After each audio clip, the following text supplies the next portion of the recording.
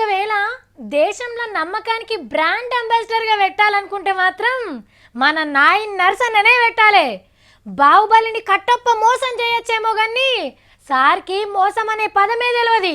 నమ్మకం మీద ఒక్కసారి మనసు వారేసుకున్నాడంటే ఎవరినైతే నమ్మిండో ఆ మనిషే పర్సన్ కావాలి.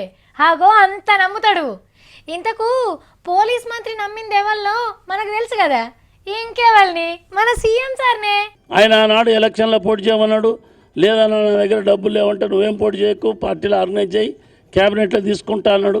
క్యాబినెట్లో తీసుకున్నాడు, ఎమ్మెల్సీ ఇచ్చిండు. సారు గింత మంచిగా చెప్తుంటే ఉబ్బాగను ఒక ఇలేకరి సారు నీ తుపాకీ గుంజుకొని పదవిలకెళ్ళి తీసేస్తారట కదా అని అడిగిండు.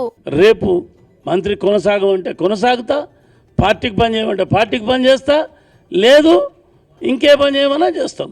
రామున్ కంజన్నెట్లను సీఎం సార్కు నర్సన్న గట్ల పార్లమెంట్ రాజ్యసభల కేకే సార్కు సోపతిగా నిన్ను పంపుతారని ప్రచారం జరుగుతున్నది. దీని మీద ఏమంటావు? నేను ఏ రేసులో లేను, కేసీఆరే మాకు రేసు. సరే, ఒకవేళ ఎంపిన్ చేస్తామంటే నీకు ఇష్టమేనా? మా నాయకుడు ఎట్లా చెప్తే అట్లా వింటాం మేము. మా నాయకుడు ఏది చెప్పినా మేము దాన్ని కాదనం. అబ్బా, సీఎం సార్కు గింత నమ్మకమైన హోంమంత్రి ఇంకెవ్వరు దొరుకుతారు? నిన్నే ఉంచుతుండొచ్చు తీసారు. All the best. తీన్మార్లకొచ్చి మనసులేం దాచుకోకుండా కుండెత్తేసినట్టు మాట్లాడినందుకు థ్యాంక్స్. ఇగవో సారు.